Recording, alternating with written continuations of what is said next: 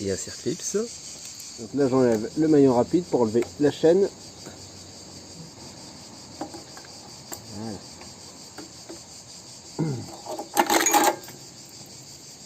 La chaîne enlevée, on est bon. Maintenant on va pouvoir ôter la poulie. Donc il y a un gros nettoyage à faire.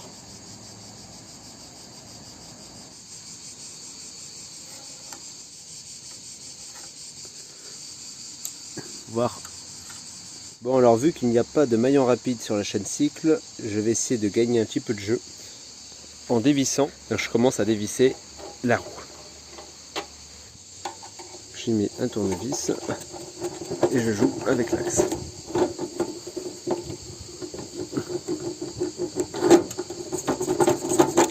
Très bien. Là, j'ai gagné pas mal en jeu. Je vais pouvoir faire dérailler. Voilà. Donc c'est dommage d'arriver jusque là, juste parce qu'il n'y a pas de maillon rapide sur les chaînes vélo. Donc là je vais passer les grosses pièces au Karcher. On voit que ça en a bien besoin, surtout de l'autre face. Pareillement le plateau et l'intérieur de l'axe de pédalier. Les grosses pièces je vais les passer au Karcher. Les petites, je vais, pour pas que ça vole dans tous les sens, les nettoyer au pinceau, etc.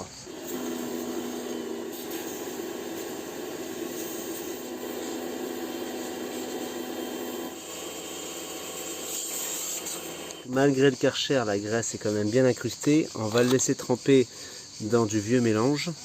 Donc voilà, les grosses pièces sont en train de tremper dans le seau. Et avec les pinceaux, je vais pouvoir utiliser du produit.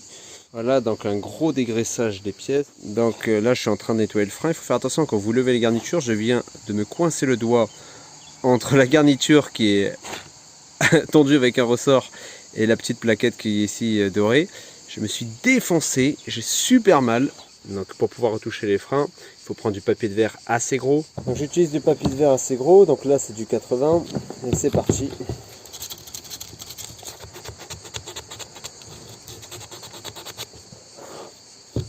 Voilà, et là du coup on peut observer la différence entre celui-ci et celui-ci de base qui est bien lisse. Donc là il est lisse, il est glacé, on appelle ça. Donc le but c'est de le déglacer pour qu'il soit un peu plus rêche et qu'il puisse mieux agripper. Donc je fais la même opération. D'abord je le fais dans le sens de frottement. Et une fois que c'est fait, que j'ai un aspect un peu granuleux, je fais dans ce sens-ci. De l'extérieur de la roue à l'intérieur de la roue. Voilà, là c'est terminé. Alors certains préconisent de graisser un petit peu les ressorts, légèrement, pour qu'ils ne rouillent pas, et donc qu'ils gardent un minimum leur souplesse, ainsi que les parties mobiles.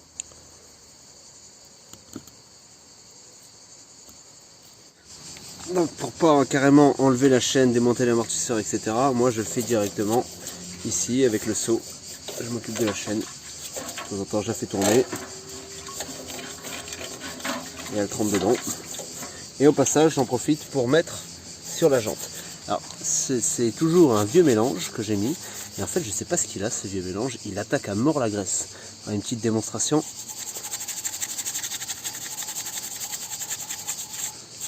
Il est ultra corrosif.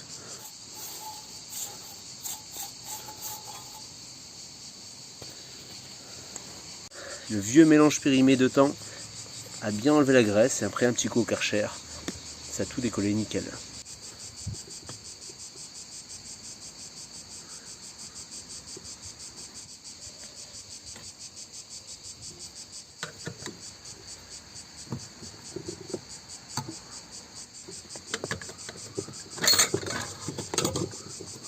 Bon, le pneu est souple, j'ai pas besoin de trop galérer. Alors, si je devais changer une chambre à air, j'aurais juste à ouvrir un côté comme ça, à prendre la chambre à air de l'autre extrémité où il y a la valve, la faire passer,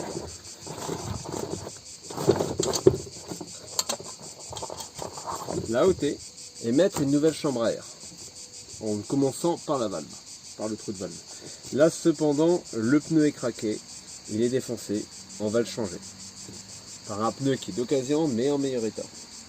Alors, là du coup, mon objectif c'est toujours, avec le démonte-pneu, cette fois d'aller chercher l'autre partie du pneu. Alors s'il est souple, j'ai juste à faire passer et c'est rapide. Donc pour pouvoir remettre des rayons, je vais devoir enlever la couronne.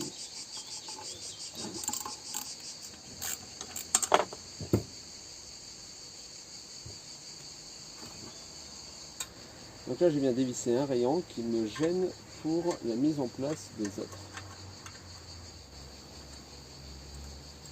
Alors c'est ça le problème avec les rayons, c'est que souvent quand vous avez un rayon qui est cassé, vous allez voir que pour faire le bon cheminement, vous allez devoir dévisser 1, 2, voire 3 rayons.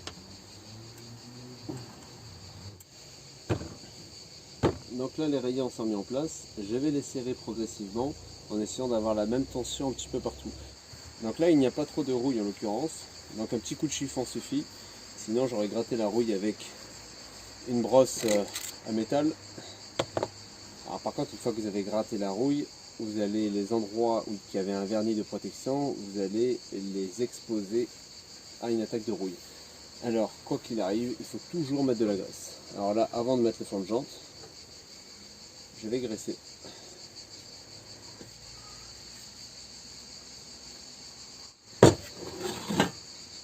Donc pour la mise en place, je viens mettre le tournevis dans le trou. Je viens faire le tour.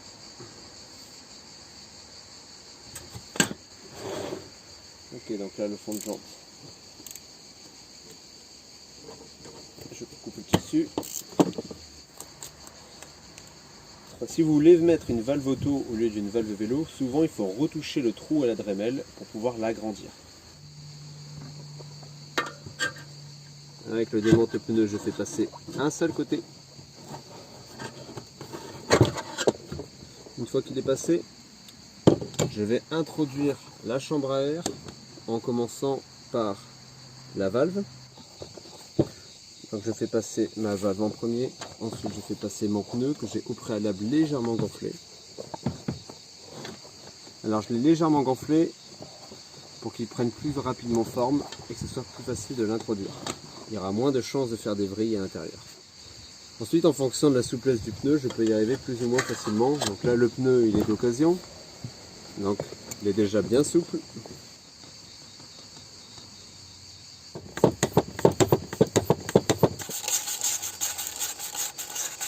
Alors, j'utilise un poil d'acétone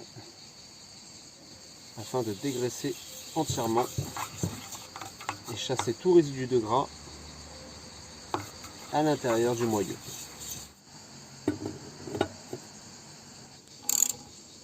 Ne pas oublier un détail important, là le frein il frotte à l'intérieur de la jante. Alors pour quelle raison? Parce qu'en fait il y a cette pièce qui est essentielle sur certains freins, certains modèles, dont celui-là. Ça va permettre de faire un léger déport. Voilà, et là du coup je vais avoir une vraie liberté de mouvement. Donc voilà comment moi je remonte la roue arrière. Donc d'abord je positionne la roue, je mets la chaîne en position. Donc je vais graisser les parties importantes, donc l'intérieur. Donc je graisse l'axe.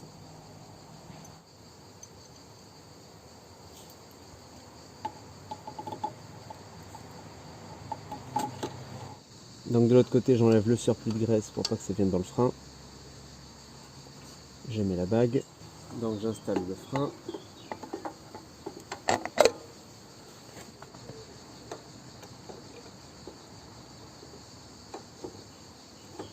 Ok.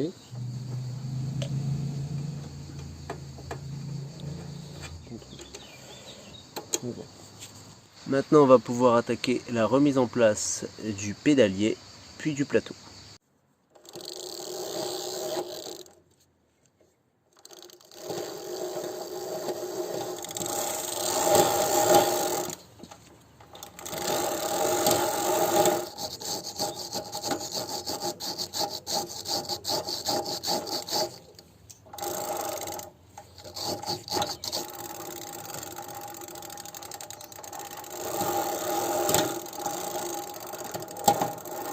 Voilà, donc la chaîne cycle est un petit peu dérouillé, pas mal propre. Maintenant, je vais remettre la chaîne moteur.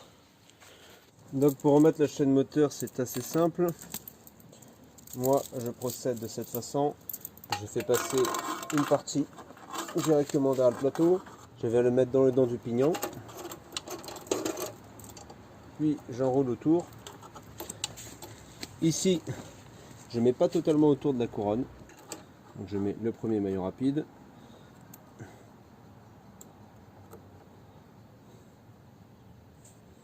Alors là, le sens, c'est un C. Donc l'arrondi du C vers l'arrière. Parce que quand ça va tourner, il faut que ce soit l'arrondi. S'il devait y avoir un problème, quelque chose qui agrippe, il faut que ça percute l'arrondi. Alors que si ça devait être au niveau de l'ouverture, là, ça pourrait s'écarter. Voilà, parfait. Ensuite, je tourne la roue jusqu'à ce que ça s'enclenche.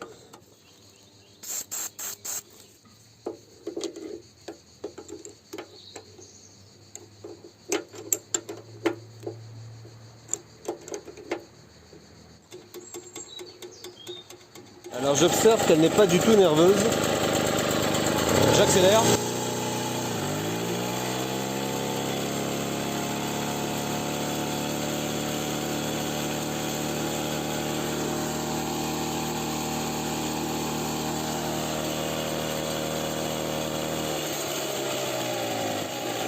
J'accélère à fond maintenant.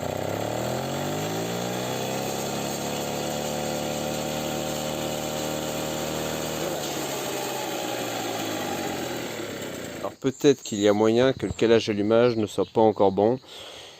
Donc ça, ce sera la prochaine vidéo.